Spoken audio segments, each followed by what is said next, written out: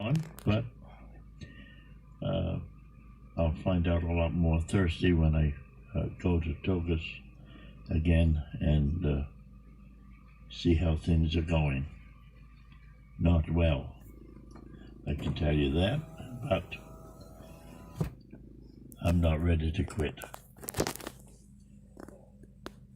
Some years ago, I was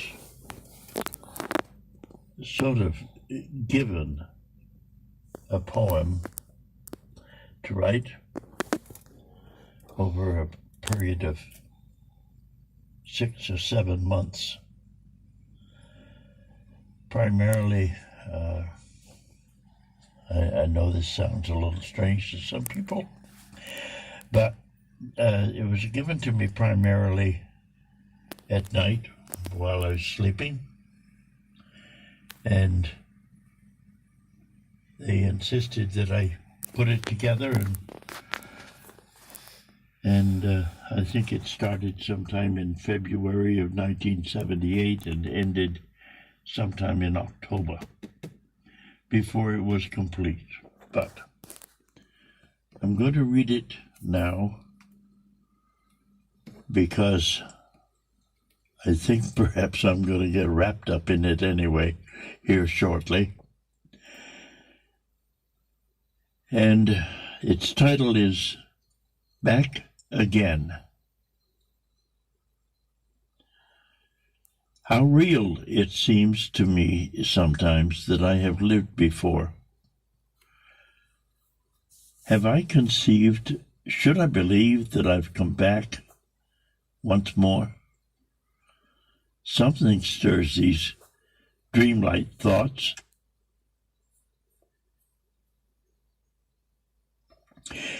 So much like memories, vignettes of life in other times, now dimmed by history, and since I feel a loving kinship with these souls of reverie, could some of these many people in a previous time been me?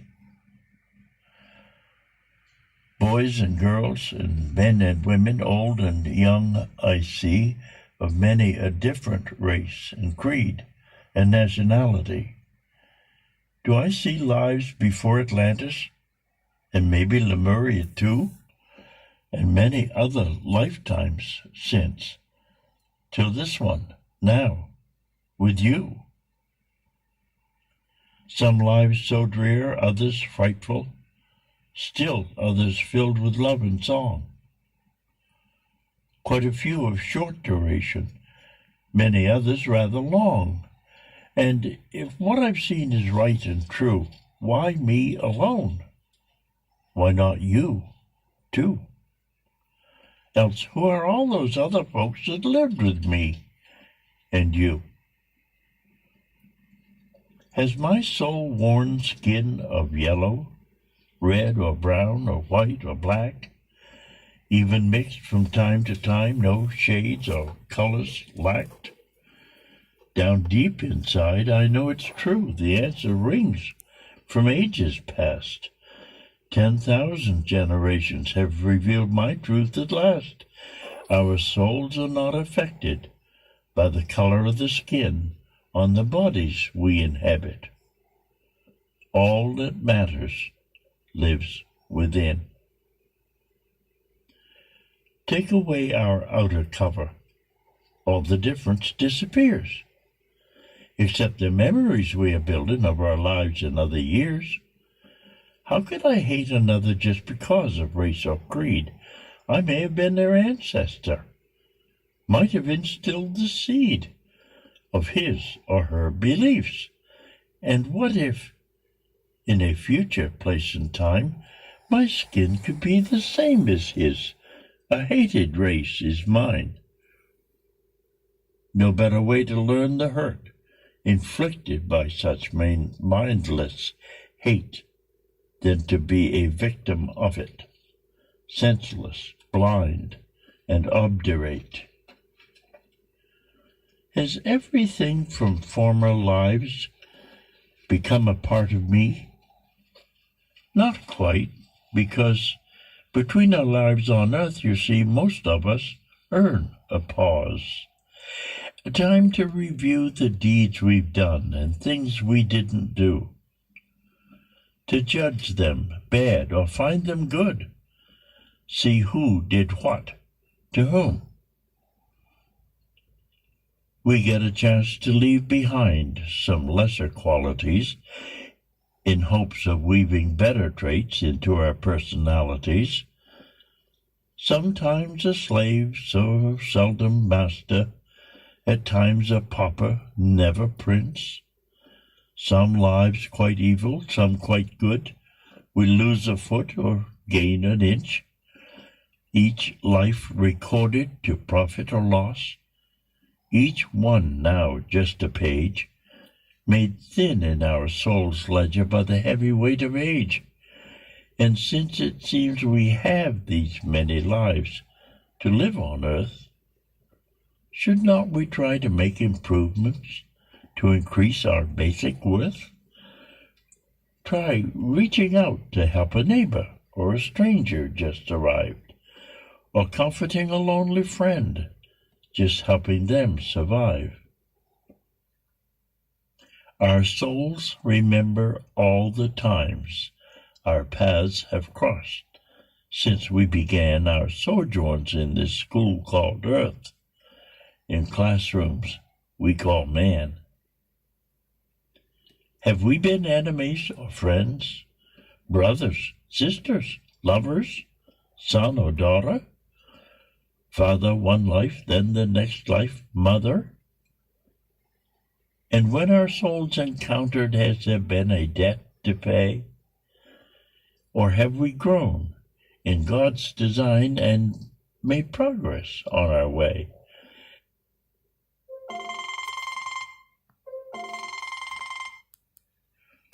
But must include the wrongs we've done at stops along the way. In every life we've lived here, each decision we have made, all of those we've fought with, all the friends that we've betrayed. Have I been able to forgive all those who've done me ill?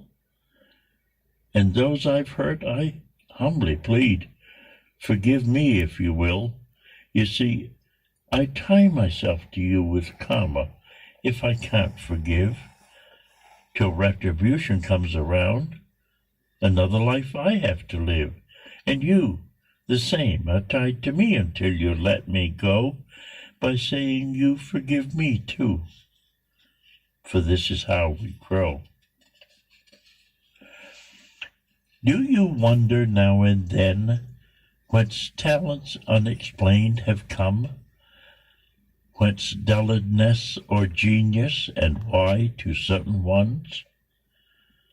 Suppose we've lived a life just past, and maybe even more, while nurturing a talent till it blooms in fullest flower, or ignoring what we're given till it dies upon the vine, unused, unpicked, and withered, talent wasted, in decline. How frequently we hear it said, quite often in our churches, by some who, when they think we're dead, will cry from learned perches that ailments and disease we've had and dire calamity are sent us by a loving God to teach humility, to help us find some strength within. But why should it be odd to learn we've brought them on ourselves, that they don't come from God, when we, through some unfeeling act, have caused another grief that we don't ask forgiveness for and offer no relief? Well, rest assured, our time will come. We have a debt to pay, another karmic bridge to burn, another life some other day. What purpose, then, is all of this, if what I've learned is true? Where do we fit in this grand scheme? What purpose, me and you? Until we've until we've earned forgiveness from our enemies and friends, until we have no debts to pay, made all of our amends, until there are no lessons left for us to learn on earth, we'll not be free of the ageless wheel of birth and death and birth. The soul God gave us cannot be presentable until we've learned the lessons we all must know, and someday surely will. The reason for our times on earth is to help our souls mature and grow more Christ-like till the time when we are also pure, acceptable to stay at home with those who've gone before, who've gotten off this timeless wheel and now come back no more. We live our many lives to learn humility indeed, and other Christ-like attributes we would do well to heed. It seems this is the only way we ever can be freed from the cycle of life and death that's holding you and me. When we've at last become like him, our only true endeavor, we can go home and take repose within his love forever. I wrote that in September. I finished it, let me put it that way, in September of 1989. Thank you for listening. Now we'll get back to the music.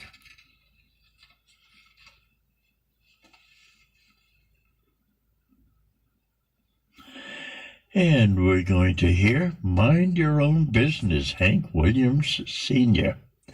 Going to follow him with Hawkshaw Hawkins, Lonesome 77203.